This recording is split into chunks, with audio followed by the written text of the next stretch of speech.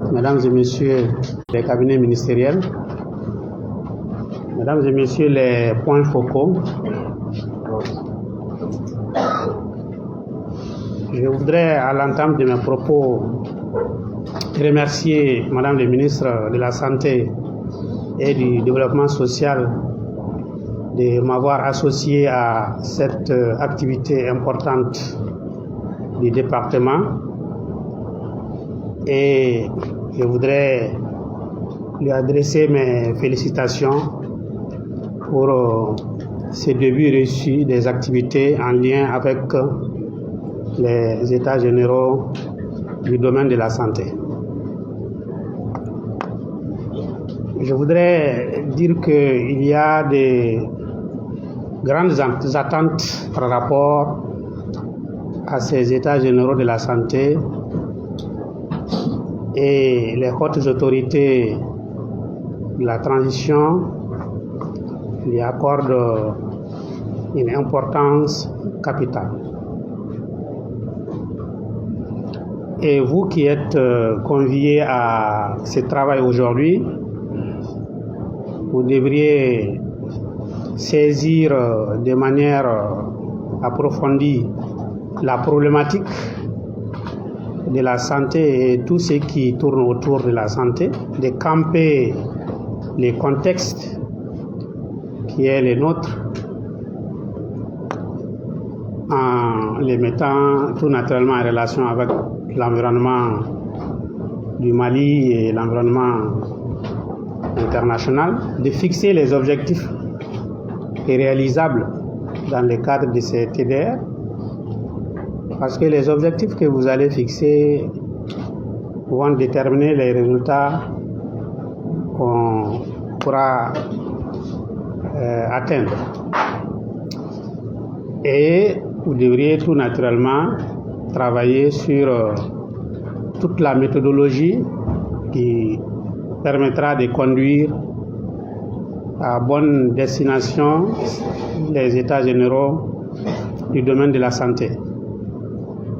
Ce qui nous permettra tout naturellement d'avoir un diagnostic sans complaisance du domaine,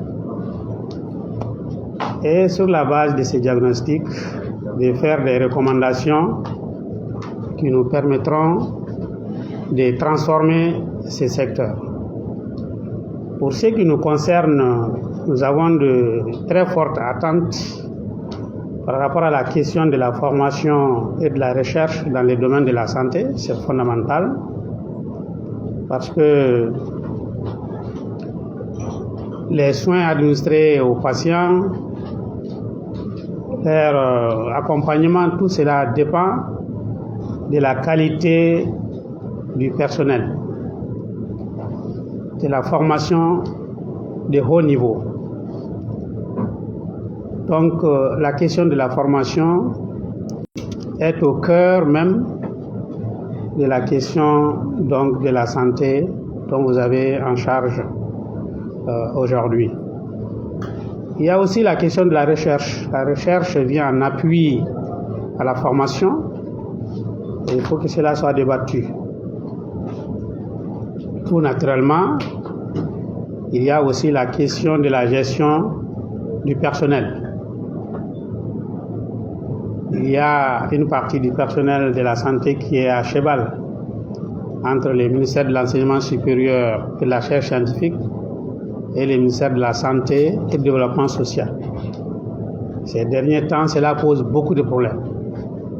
Il faut que toutes ces questions-là soient débattues sans complaisance, que les diagnostics soient faits, que toutes les vérités soient dites et qu'on puisse nous indiquer les voies idoines pour nous permettre d'avancer sur tous les aspects.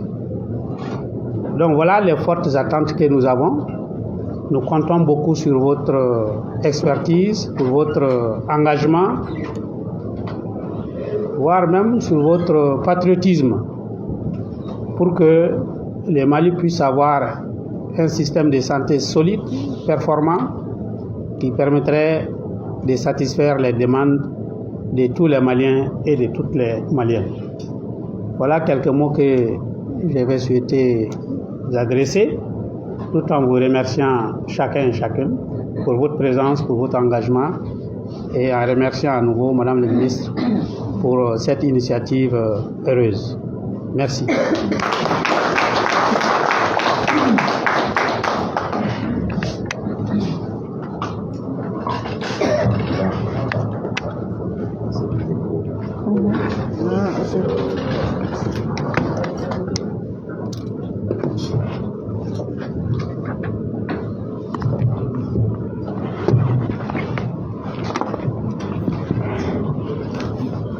Merci. Donc, vous, Madame la Ministre, à votre question.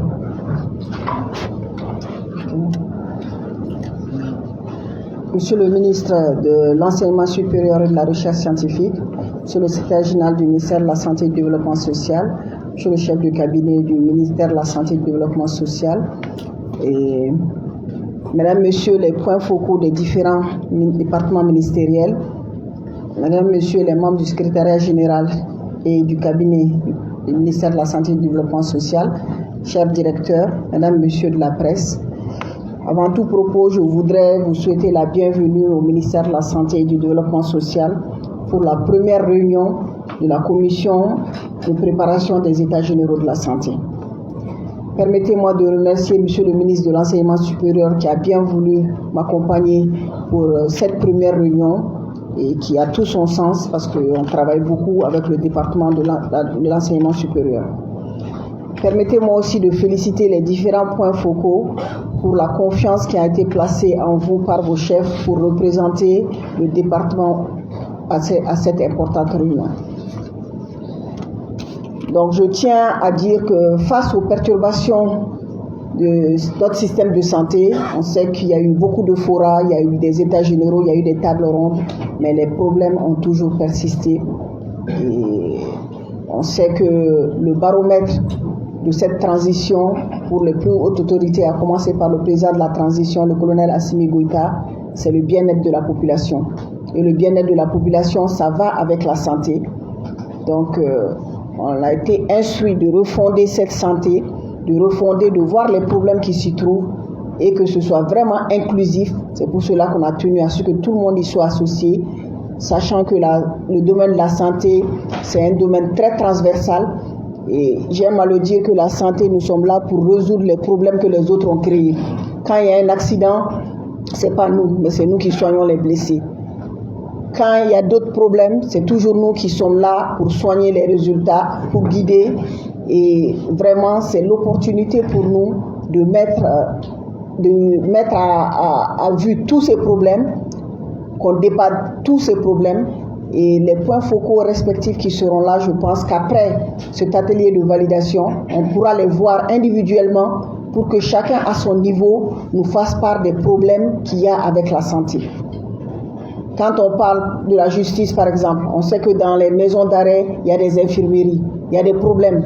Comment trouver quelque chose pour mettre quelque chose de périn et qui soit vraiment périn pour les deux départements? Quand on parle des transports, il y a toujours des problèmes, que ce soit à l'aéroport, que ce soit dans la circulation. Quand on parle de l'école, il y a les cantines scolaires, il y a des infirmeries dans beaucoup d'écoles. Comment sont ces infirmeries? Donc il y a beaucoup de problèmes. C'est pour cela qu'on tient vraiment que ce soit vraiment inclusif. Donc c'est pour vous féliciter, vous encourager et dire que tout ce que vous direz ici sera notre cheval de bataille. Les recommandations, comme Monsieur le ministre a dit, on va travailler avec. Et quand on finira, on fera un plan d'action avec un chronogramme de réalisation de ces états généraux-là. Donc, tout en vous félicitant et en vous encourageant de donner le meilleur de vous-même pour que ces états généraux soient des états généraux qui vont permettre à apporter une meilleure vie, un meilleur bien-être pour toutes les populations maliennes. Je vous remercie.